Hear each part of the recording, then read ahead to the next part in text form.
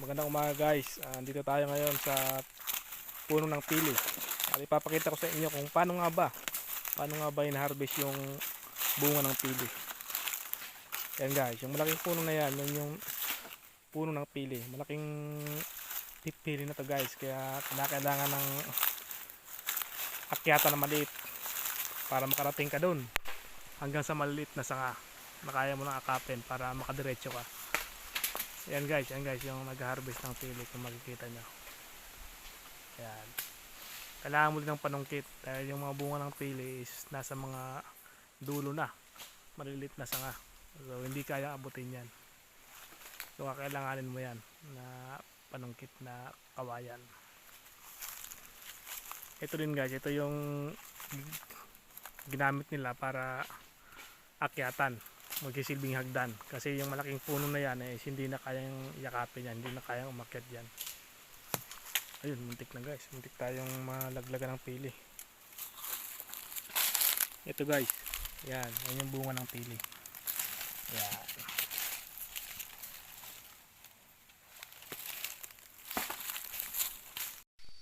So guys, ito na. Ang iba ay sinusunog muna yung ilalim ng pili para at least ay madaling maghanap ng nalaglag na bunga. So unang-una kailangan mo ng sako, syempre lalagyan ng bunga, kasi yung mga ganitong puno medyo marami din bunga, siguro mga isang sako to guys, isang sako ng fresh na pili. So kunin mo lang yung isa-isa, nasa ilalim kasi ng damo, nasa ilalim ng mga dahon, hahanapin mo isa-isa. Siyempre kailangan makuha mo lahat. So, hindi naman lahat, pero halos lahat, kasi sayang naman ang pinagpagwala ng pag-akyat kung hindi mo makukuha yan. Yung ito guys, naputol na sanga, pero iniiwasan to para at least sa susunod ay mamunga ulit. Tsaka itong hilaw pa ay hindi din kinukuha ito. Wala rin kasi laman ito guys so hindi pa dapat kinukuha yan, pero minsan kasi hindi maiiwasan mga na dadamay lang ng pagsungkit. Ayan na, nambali yan sa nga guys. So ito yung magandang quality lang ng pili ang kunin niyo, yung kulay itim na. Ito guys yung kinukuha lang dapat, yung kulay itim. So yan guys, mamaya guys ipapakita ko sa inyo naman kung paano tinatanggalan ng balat itong mga pili na ito.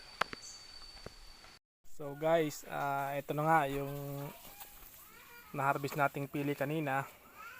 Isang sako nga guys, isang sako. Pinagsama-sama natin sa isang sako para isang buhat lang, isang pagpasan lang. So tingnan natin guys yung laman. Ayan guys.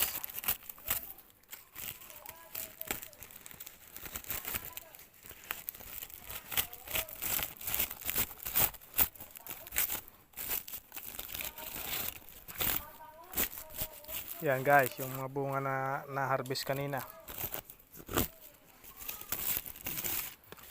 Yan. Siguro pag nabalatan to guys, mga 20 kilo rin to. Ito palang itim, kung tawagin ito sa amin sa local dialect namin ay nikit. Ito yung pinapakilo, binibenta.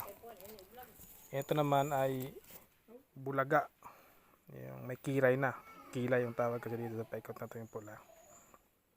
Pero usually hindi ito binibenta, kinakain lang namin to. Kinakain namin yung laman nito. Ibang pili pala guys, yung sa loob nito matanggal tong manipis na itim ay kinakain din. Mamaya anoy natin, ipapakita ko sa inyo kung paano niluluto yun. Pero hindi lahat ng pili guys ay ganon. Depende rin sa puro ng pili. Merong masarap yung balat, meron namang hindi. Meron namang masarap yung laman, meron namang hindi gaano. So yun guys, itong mga hilaw, yung mga green ay kakainin na lang natin to. Tilad kung tawagin sa amin dito. Tiladin.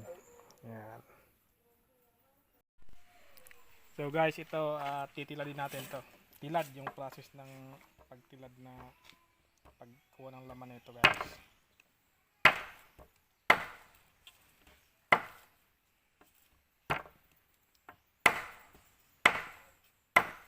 Yan, hindi naman kasi ito binibenta yung ilaw na ito eh. Ito yung laman niya guys. Kaya, ito yung kinakain. Puti.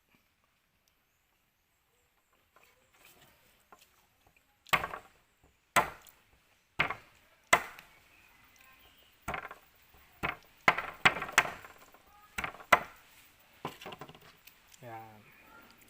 Yung ibang nikit guys, kinakain tong laman. Yung ganito. Nilanta yung tawag doon sa amin. Kinakain yan. Ito naman na layer na to, lagting. Ito na yung mismong pinapakilo, binibenta.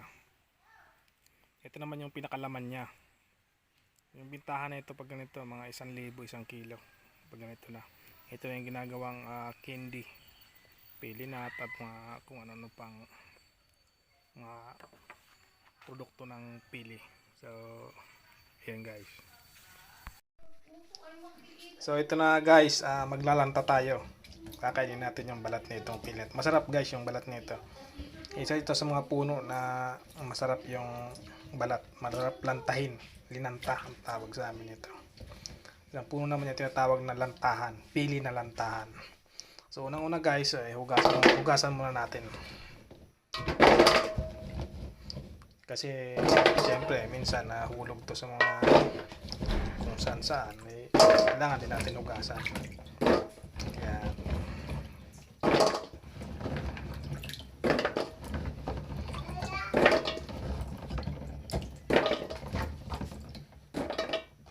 yan guys. Tapos lagyan natin guys ng mainit. Yan, naginit ako ng tubig dito.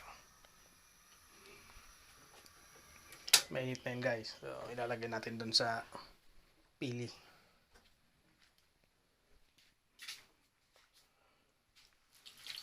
Yan. Dapat guys, hindi pa siya kumukulo. Mainit lang siya pero hindi pa nakulo dapat. Tapos pag medyo malambot na 'yon, dapat tanggalin agad. Pero depende guys sa pili 'yan. May mga piling dapat matagal. Itong uri ng pili na 'to, saglit lang dapat ito. Saglit lang sa ilalagay sa mainit. Siguro mga 3 minutes. Yan guys, antay tayo mamaya guys, mga 3 minutes siguro. So guys, ito nga guys, malambot na guys, malambot na. Nagbalat na ako dito. So ito yung tinatanggal, ito yung manipis na balat. Yan. Ito guys yung kinakain. Ito. Yan, ito yan. Yan. Nilanta, tawagin ito. Yung iba sinasawsaw sa bagoong, sa alamang, pwede rin, bagoong alamang. Patis, or ang iba naman is asukal. Sa asukal guys. Masarap to guys, nilanta. Kasi yung uri ng pili na to is masarap sa nilanta. Lantahan kung tawagin. Ito naman yung ano niya, lagting. Lagting ito. Ito na yung pinapakilo. Binibilad ito and pagka tuyo na ay binibenta na, pinapakilo. Yung laman naman itong lagting, yun naman yung pili nut, mga ginagawang candy, mga kung ano pang finished product ng pili. Ito guys, alam ko yung iba is ginagawang, nag-extract din ng oil dito pero hindi ko lang kabisado kung paano. Ito naman yung lagting na to, kasi pag binuka ito, kinukuha yung laman, yung ginagawa na pili nut. Yung lagting ay ginagawa namang uling or binibenta sa mga pandayan guys. Ginagawang panggatong. So yan guys, yung nilanta, ito yung kinakain. Nilanta yung term dyan dito sa aming local dialect. Pero pag maramihan naman, yung talagang tatanggalin mo na yung balat, yung isang sako na yung kanina, tatanggalin mo ng balat, lunti naman yung tawag doon. Pero same process din guys. Nilalagyan ng mainit, tapos mainit na tubig, tapos tinatanggalan nito para makuha mo tong lagting na pinapakilo. Yung iba naman guys ay binababad lang yung sa tubig, kaso nga lang matagal, mga 3 days. So, kung gusto mong madalian, mainit na tubig yung babaran mo. So yun guys, kung paano tinatanggal yung balat ng pili. So yun guys, ito na nga, pagkatapos mabalatan at mahugasan ay ito na guys, ibibilad na yung pili. Yan. So more or less siguro mga 20 kilos ito guys. At pag natuyo ay pwede nang ipakilo, ibenta sa bayan. So ngayon guys, ang per kilo nito ay nasa 50 pesos per kilo. Medyo mababa. Kasi minsan ay umaabot ito ng nasa 80 to 90 per kilo. Pag maraming pili ay bumababa. Siyempre, alam nyo na, law of supply and demand. Pag maraming supply, constant naman yung demand, siyempre bababa yung presyo niyan. Ganon talaga siguro. Pag tigbunga ng pili, nagiging mura yung bilihan. So yun guys, i-update ko na lang ulit kayo pag napakilo na ito, kung ilang kilo talaga yung sakto makuha dito.